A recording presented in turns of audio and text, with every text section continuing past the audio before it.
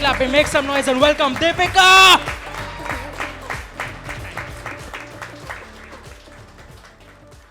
Hello, कैसे हो सब लोग? तो मैं हूँ दीपिका म्हात्रे, एक्स मेड। यानी पहले मैं आप ही लोगों के घरों में खाना बनाने का काम करती थी। तो इंडिया का असली प्रोडक्ट तो मैं ही हूँ, मेड इन इंडिया। तो बचपन में मुझे पूछते थे कि बड़ी होके क्या बनोगी। मैं तो ऐसे पटेली मारती थी कि मैं बड़ी होके ऐसे कुछ बनूंगी कि बड़े बड़े लोग मेरे आगे पीछे घूमेंगे। हे देवा, भगवान मेरी इस तरह से सुनेगा ये मुझे पता नहीं था। बड़े बड़े लोग तो आजकल मेरे आगे पीछे घूमते हैं, मगर मुझे बस चिल्लाने के लिए, ये काम तूने ठीक से नहीं किया, पराठे तूने जला दिए, ब्ला ब्ला ब्ला। वैसे देखा जाए तो कॉमेडी करना मेरा पेशा कभी नहीं था, मगर मैं जिन लोगों के घरों में काम करती थी उनमें से इतनी कॉमेडी निकलती कि सोचा इन्हीं लोगों के ऊपर अभी कॉमेडी कर लूं।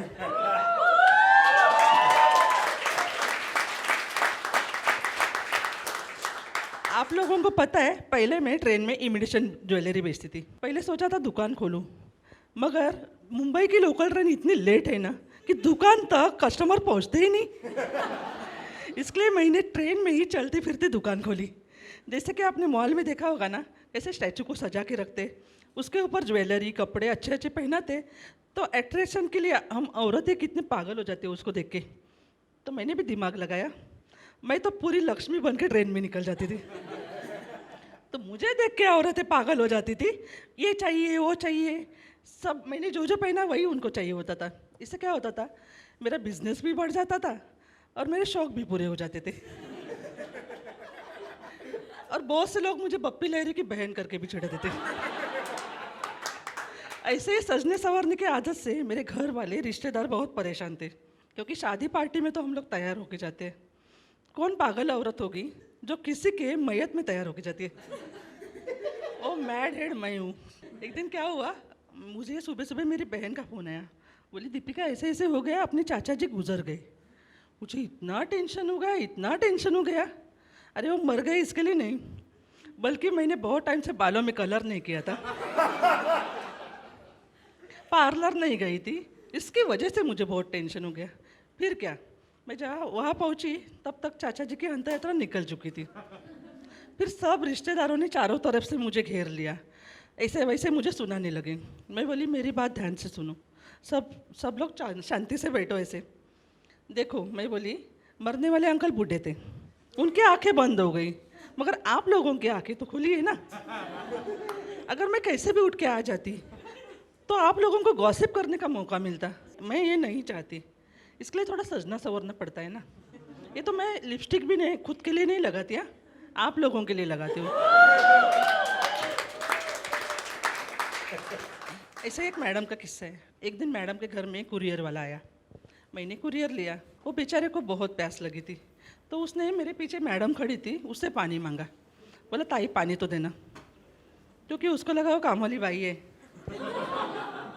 तो जब मैं दूसरे दिन काम पे पहुंची तब तक मेरी छुट्टी हो गई थी उसके घर से। ऐसा बहुत जगह से मुझे निकल दिया था, मैं क्या करूँ अभी इतनी सुंदर हूँ तो अमीर लोगों के घरों में महीने में 5-6 बार पार्टी होती, उसमें इतने बड़े बड़े होटल से खाना मंगाते, बाप रे बाप। उसमें से आधा खाना खाते और आधा प्लेट में से कचरे के डब्बे में फेंक देते। फिर उसमें से बाकी बचा डब्बे में खाना होता है ना पैकिंग का, वो फ्रिज के कोने में ऐसे सजा के रखेंगे जैसे सोना चांदी। फिर 4 दिन बाद उनको मेरे ऊपर बहुत प्यार आता है। मैडम मुझे बुला के बोलेगी दीपिका सुन ना, अरे वो फ्रिज में से खाना निकाल के खा लिया, बहुत बड़े होटल से मंगाया है मैंने। ऐसे बता रही है जैसे मैं उस दिन काम पे थी नहीं। अरे पूरे पार्टी का खाना काम मैंने किया था, कमर टूटने तक, ये भी उसको याद नहीं। कैसे लोग होते हैं ना। इन अमीर लोगों को क्या लगता है कि हम गरीब लोगों को ताज़ा खाना हजम ही नहीं होता।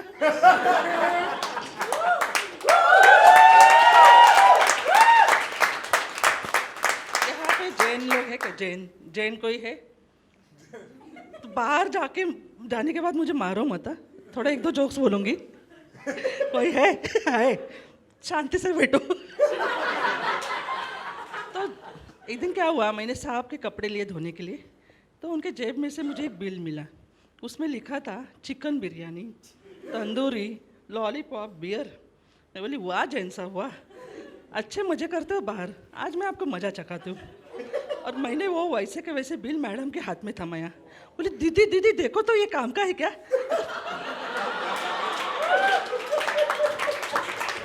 तो फाड़ के फेंक दो क्या दीदी, जैसे एड़े बन के पेड़े खाते वैसे किया। मैडम ने देखा, उसको इतना गुस्सा आया, इतना गुस्सा आया, उसने हस्बैंड को बुलाया, जानू यहाँ तो आना। तो साहब बड़े प्यार से आ गए, यस डार्लिंग करते करते। बोले डार्लिंग के बच्चे, अभी गाली नहीं दूंगी मैं, डार्लिंग के बच्चे, हाँ ठीक है, इतने तक ठीक है, ये सब क्या है? और उसको ऐसे धोपटा ना, बेचारे ने जो जो खाया था सब निकल गए।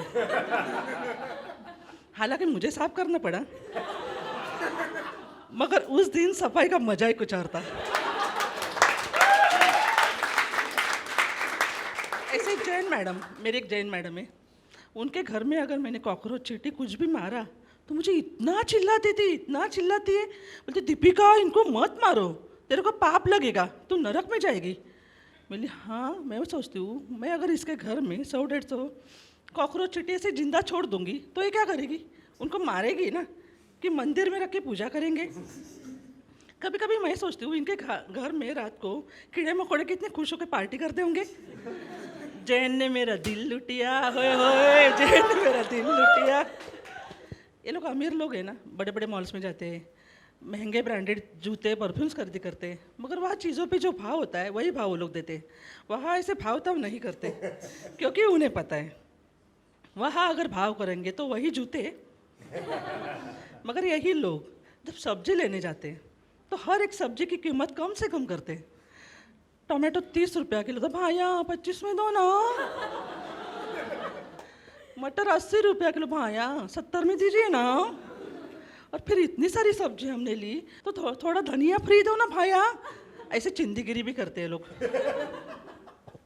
मेरे मैडम पतले होने के लिए क्या क्या नहीं करते थे, योगा करते, जिम जाते, बाप रे, फिर भी उनका पसीना नहीं निकलता, इसके लिए पार्लर में जाके स्टीम भी लेते। मगर हम भाई लोगों को ये सब करने की कोई ज़रूरत ही नहीं, क्योंकि हमारा योगा और जिम तो इन लोगों के घरों में झाड़ू पोछा बर्तन करते करते हो जाता है। मगर ये लोग दिन भर सेल्फी निकालेंगे, फिर इंस्टा पे डालेंगे, उसमें ही उनका टाइम वेस्ट हो जाता है। एक दिन क्या हुआ, मेरी मैडम ने पिज़्ज़ा बर्गर मंगाया था, मगर बहुत टाइम से टेबल पे पड़ा था, वो खा नहीं रही थी, मेरे से देखा नहीं गया। बोली दीदी क्या बात है, आप खाते क्यों नहीं? तो बोली क्या बताऊँ दीपिका, मैं इतनी एक्सरसाइज करती हूँ, योगा करती हूँ, तो भी मेरा वजन कम नहीं हो रहा है, मैं क्या करूँ, बहुत टेंशन में रहती हूँ। इसकी वजह से ना मेरा पति भी ना दूसरे औरतों को ऐसा घुर घुर कर देखता है। बोले ठीक है, इतनी सी बात है ना दीदी, मेरे पास सॉल्यूशन है, मैं बताऊँ क्या? तो बोली हाँ बता। बोले दीदी देखो, ये झाड़ू और पोछा लो,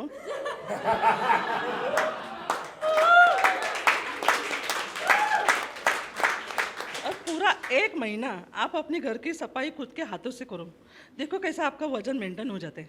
और मैंने उसके हाथ में झाड़ू थमाया और वहाँ से भाग गई, क्या पता वही झाड़ू से मुझे मार देती। आजकल मैं इंटरनेट पे बहुत वायरल हो रही हूँ, सब कहते हैं कामोली बाई कॉमेडियन बन गई, कामोली बाई कॉमेडियन बन गई। अरे मैं बोली उसमें कौन सी बड़ी बात हो गई, जब चाय वाले मोदी जी